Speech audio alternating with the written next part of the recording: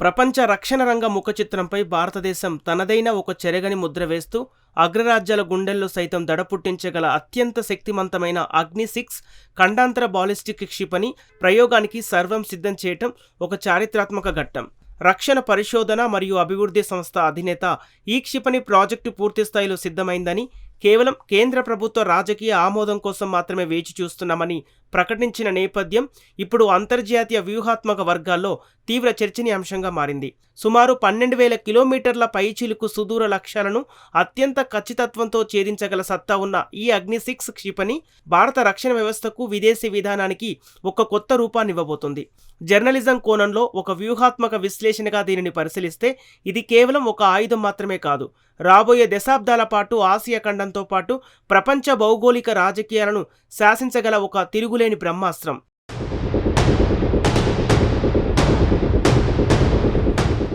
ఈ ప్రతిష్టాత్మక అగ్ని-6 ప్రాజెక్టు ఏ ఒక్కరి శ్రమతోనూ సాకారం కాలేదు. దీని వెనుక వేలాది మంది భారతీయ శాస్త్రవేత్తలు, ప్రభుత్వ రక్షణ సంస్థలు మరియు ప్రైవేట్ రంగ సంస్థలు అలుపెరుగని కృషి దాగి ఉంది.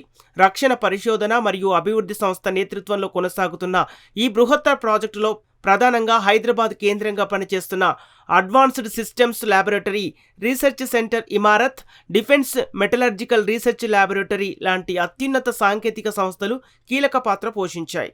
క్షిపణి అవసరమైన నావిగేషన్ వ్యవస్థలు, గైడెన్స్ సిస్టమ్స్, అత్యధిక ఉష్ణోగ్రతలను తట్టుకునే కార్బన్ కార్పస్ కాంపోజిట్ మెటీరియల్స్ ఇక్కడే రూపుదిద్దుకున్నాయి. వీరితో పాటుగా క్షిపణి ఉత్పత్తి భారత ప్రభుత్వ రంగ సంస్థ అయిన భారత డైనమిక్ లిమిటెడ్ BDL భాగస్వామ్యం ఉంది. కేవలం ప్రభుత్వ సంస్థలే కాకుండా మేక్ ఇన్ ఇండియా లేదా ఆత్మనిర్భర భారత్ స్ఫూర్తితో L&T, Godrej aerospace, Walchandnagar industries లాంటి అనేక ప్రైవేట్ రంగ సంస్థలు కూడా ఈ క్షిపణికి అవసరమైన మోటార్ కేసింగ్లు, ప్రొపెల్లెంట్ ట్యాంకులు, లాంచింగ్ ప్లాట్ఫామ్లు తయారు చేయడంలో తమ వంతు సాంకేతిక సహాయాన్ని అందించాయి. ఈ అద్భుత సృష్టికి ప్రస్తుత DRDO చైర్మన్ డాక్టర్ సమీర్ వి కామత్, మాజీ చైర్మన్లు, అలాగే భారత మిస్సైల్ ఉమెన్గా పేరుగాంచిన టెస్సీ థామస్ లాంటి ఎందరో మహానుభావుల దశాబ్దాల పరిశోధనల పునాది ఉంది. ఒకప్పుడు అబ్దుల్ కలాం గారి అడుగుజాడల్లో మొదలైన integrated guided missile development program ద్వారా సాధించిన పరిజ్ఞానం నేడు అగ్ని-6 స్థాయికి చేరటం వెనుక అహర్నిశలు శ్రమించిన అజ్ఞాత శాస్త్రవేత్తల పాత్ర అనన్య సామాన్యం.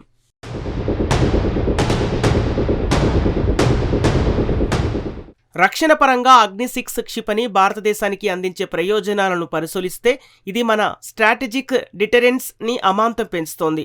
మన రక్షణ విధానం మొదటి నుంచి నో ఫస్ట్ యూజ్ సిద్ధాంతంపై నడుస్తోంది. అంటే మనం ఏ దేశంపైనా ముందుగా అణ్వాయుధ ప్రయోగం చేయం, కానీ శత్రువు దాడి చేస్తే ప్రతిదాడి చేసి వారిని భూస్థాపితం చేయడానికి మన దగ్గర సెకండ్ స్ట్రైక్ క్యాపబిలిటీ ఖచ్చితంగా ఉండి తీరాలి. అగ్ని-6 ఈ సామర్థ్యానికి ఒక మకుటాయమానం లాంటిది. ఇందులో ఉన్న అత్యంత కీలకమైన సాంకేతికత మిర్వ్.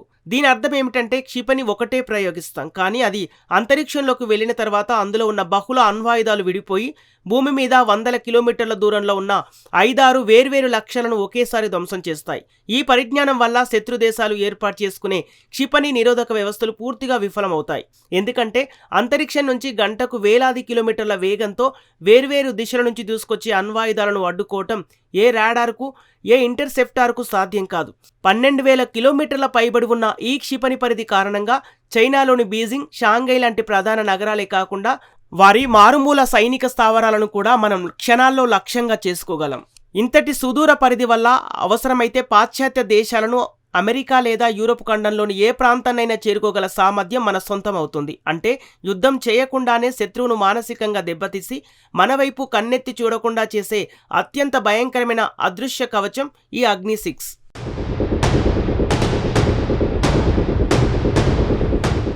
అయితే ఇక్కడే ఒక ముఖ్యమైన ప్రశ్న తలెత్తుతుంది. ఇంతటి అత్యాధునిక సాంకేతికతను మనం ఆయుధ వ్యాపారంలో భాగంగా ఇతర దేశాలకు అమ్ముతామా? దీనికి సమాధానం ఖచ్చితంగా అమ్మము. అంతర్జాతీయ ఆయుధ వ్యాపార నియమ నిబంధనల ప్రకారం 300 కిలోమీటర్ల కంటే ఎక్కువ పరిధి, 500 కిలోగ్రాముల కంటే ఎక్కువ పేలోడ్ మోసుకెళ్లగల ఎటువంటి క్షిపణిని కూడా ఒక దేశం మరో దేశానికి ఎగుమతి చేయకూడదు. భారతదేశం missile technology control regime, Wassenaar arrangement లాంటి ప్రతిష్టాత్మక అంతర్జాతీయ అణు నిరోధక గ్రూపుల్లో బాధ్యతాయుతమైన సభ్యదేశంగా ఉంది. కాబట్టి ఖండాంతర క్షిపణులను ఏ దేశానికి వ్యాపారం నిమిత్తం అమ్మదు. కానీ ఇక్కడే మనం వ్యాపార దౌత్యాన్ని అర్థం చేసుకోవాలి. అగ్ని-6 లాంటి అత్యంత సంక్లిష్టమైన ప్రాజెక్టును మనం విజయవంతంగా స్వదేశీ పరిజ్ఞానంతో పూర్తి చేస్తామన్న వార్త ప్రపంచ రక్షణ మార్కెట్లో భారతదేశం బ్రాండ్ ఇమేజ్ని అమాంతం పెంచుకుంది. దీనివల్ల కలిగే హాలో ఎఫెక్ట్ కారణంగా మనం తయారు చేసే ఇతర చిన్న స్థాయి ఆయుధాలైన బ్రహ్మోస్, సూపర్సోనిక్ క్రూయిజ్ క్షిపణులు, Akash air defence systems, Pinaka rocket లాంచర్లు, తేజస్ యుద్ధ విమానాలకు అంతర్జాతీయ మార్కెట్లో డిమాండ్ విపరీతంగా పెరుగుతోంది. ఇప్పటికే ఫిలిప్పీన్స్, అర్మేనియా లాంటి దేశాలు మన ఆయుధాలను కొనుగోలు చేస్తున్నాయి. అగ్ని-6 సృష్టిస్తున్న ప్రకంపనల వల్ల రేపు ఆఫ్రికా, ఆగ్నేయ ఆసియా, మధ్యప్రాచ్య దేశాలు మన దగ్గర నుంచి సాధారణ రక్షణ పరికరాలను కొనుగోలు చేయడానికి క్యూ కడతాయి. తద్వారా పరోక్షంగా వేల కోట్ల రూపాయల విదేశీ మారక ద్రవ్యం మన దేశానికి వస్తుంది. ఇది మన ఆర్థిక వ్యవస్థకు ఒక పెద్ద బూస్ట్ లాంటిది.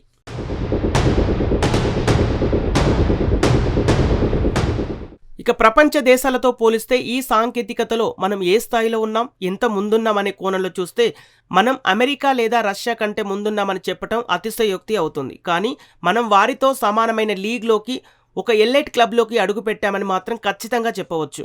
ప్రపంచంలో 10,000 కిలోమీటర్లకు పైగా పరిధి ఉన్న మిరువు సాంకేతికత కలిగిన BCBMలు కేవలం ఐక్యరాజ్యసమితి భద్రతా మండలిలోని 5 శాశ్వత సభ్య దేశాలైన అమెరికా, రష్యా, చైనా, ఫ్రాన్స్ మరియు బ్రిటన్ వద్ద మాత్రమే ఉన్నాయి.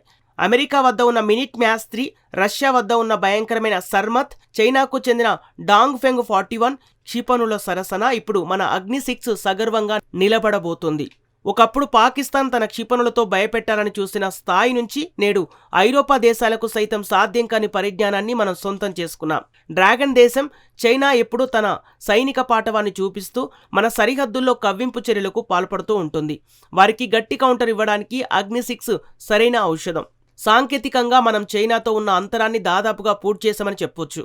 మన నావిక్ శాటిలైట్ వ్యవస్థల ద్వారా అగ్ని-6 లక్ష్యాన్ని ఖచ్చితత్వంతో ఛేదించే సామర్థ్యం విషయంలో మనం పాశ్చాత్య దేశాలకు ఏమాత్రం తీసిపోని స్థాయిలో ఉన్నాం.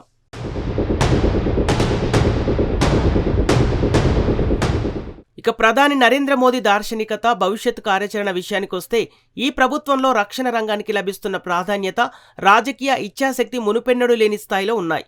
ఒకప్పుడు ఏదైనా కొత్త ఆయుధాన్ని పరీక్షించాలంటే ఇతర దేశాల ఆంక్షలకు భయపడి వెనుకడుగు వేసే పరిస్థితి ఉండేది. కానీ మోదీ సర్కార్ వచ్చిన తర్వాత ఉపగ్రహాలను కూల్చే మిషన్ శక్తి లాంటి శాటిలైట్ టెస్టు అయినా, ఇటీవల అగ్ని-5 మిరువు సాంకేతికతను పరీక్షించిన మిస్సెస్ దివ్యాస్త్ర అయినా ఎలాంటి సంకోచం లేకుండా ధైర్యంగా నిర్ణయాలు తీసుకున్నారు. DRDOకు బడ్జెట్లో వేల కోట్ల రూపాయల నిధులు కేటాయిస్తూ బ్యూరోక్రసీ అడ్డంకులు లేకుండా శాస్త్రవేత్తలకు పూర్తి స్వేచ్ఛను అందించారు.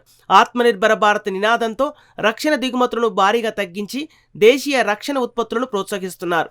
అగ్ని-6 అనేది మోదీ రక్షణ వ్యూహంలో కేవలం ఒక మైలురాయి మాత్రమే, గమ్యం కాదు. భవిష్యత్తు కోసం ప్రభుత్వం మరింత దూకుడుగా ప్రణాళికలు రచిస్తోంది.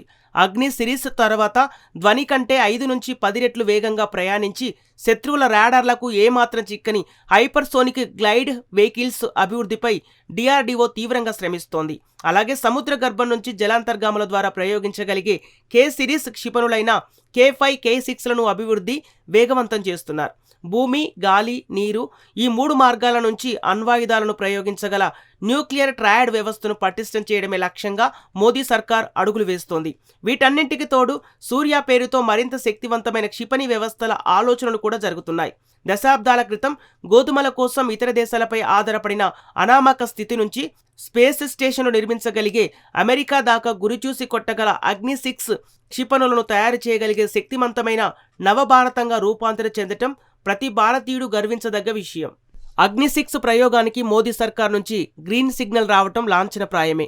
ఈ క్షిపణి విజయవంతంగా నింగిలోకి దూసుకెళ్లిన మరుక్షణం అంతర్జాతీయ వేదికపై భారతదేశం కేవలం ఒక వర్ధమాన దేశంగా కాకుండా గ్లోబల్ పాలసీలను శాసించే ఒక తిరుగులేని అగ్రరాజ్యంగా అవతరిస్తుంది. శాంతిని కాంక్షించే దేశమే అయినా ఆ శాంతిని కాపాడుకోవడానికి ఎంతటి ప్రళయకారి ఆయుధాన్నైనా ప్రయోగించడానికి వెనుకాడబోమనే బలమైన సందేశాన్ని ఈ అగ్ని-6 ప్రపంచానికి, ముఖ్యంగా మన దాయాది దేశాలకు స్పష్టంగా తెలియజేస్తుంది. ఇది ఒక కొత్త శకానికి నాంది. భారత్ విశ్వగురు స్థానానికి చేరుకోవడానికి వేస్తున్న అత్యంత పటిష్టమైన అడుగు.